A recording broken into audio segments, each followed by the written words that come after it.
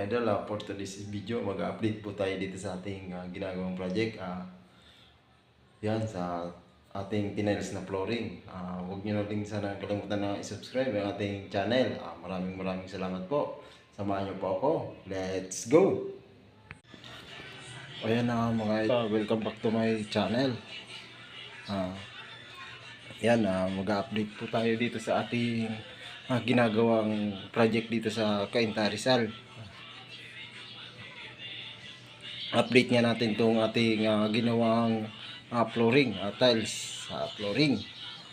Bago nga pala tayo magsimula, shout out nga pala sa Team Uragon sa Santo Tomas, Batangas. Pinamumunuan niya na J Uragon Vlog. Shout out sa inyo, sa inyong grupo. Yan mga idol, dito. Ito nga pala yan, mga idol, yung ating tiles na flooring na yung design niya, wood, ano po siya, parang puzzle yung design niya. Yan, maganda po ang pagkaka-design niya. Yan, tapos yung pag tiles natin, perfect tayo sa bikat niyan. Yan, mga lodi, idol, yan, ayan ang bikat natin, tuwid na tuwid tayo dyan.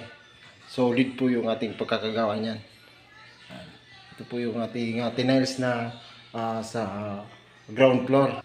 Ito yung pinto natin na pang main door. Kakabit natin yan kasi tapos na tayo mag tiles ng flooring. Pwede na siyang ikabit doon sa main door na yan. Yan.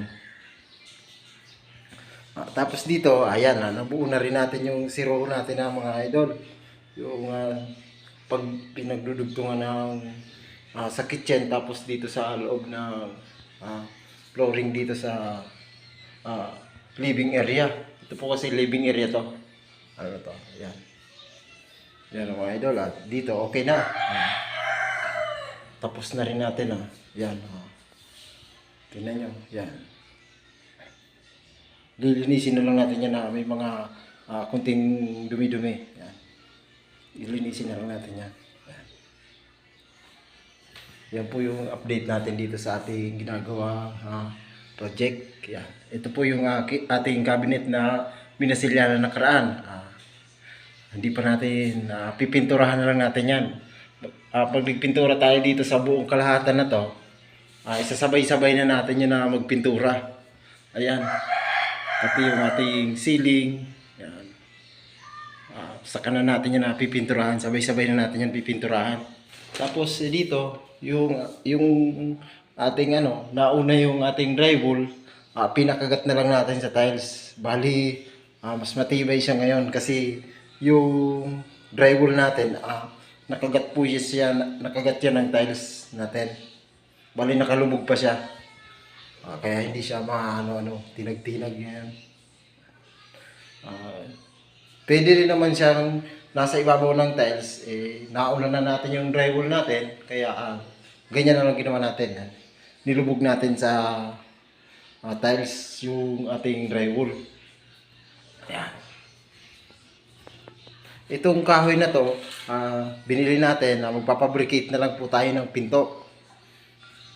1.5 by 1. 1.5 by 1 po ang size nito. Magpapabricate tayo ng pinto para dito sa kwarto na ito dito sa baba. Itong hambal na ito na ginawa natin. Ipapabricate na lang natin yung pinto. Gagawa na lang tayo. Ito, framing lang to na. Ito, gagawin natin itong framing na pinto. Yung ginagawa natin. Bumili tayong 4 na pirasong kahoy. Ayan. Dito sa kwarto, isa lang ang klase ng tiles. Almost perfect tayo dito sa pag-tiles natin dito mga lodi. Ayan. Ito na nga pala yung ating tiles na kwarto. Yan, solid yung natin. Almost perfect tayo dyan. Maganda. Tuwang-tuwa nga yung may-ari. Dahil maganda yung tiles na naikabit natin. Kasi siya rin yung bumili niyan. Uninstall lang natin. Yan.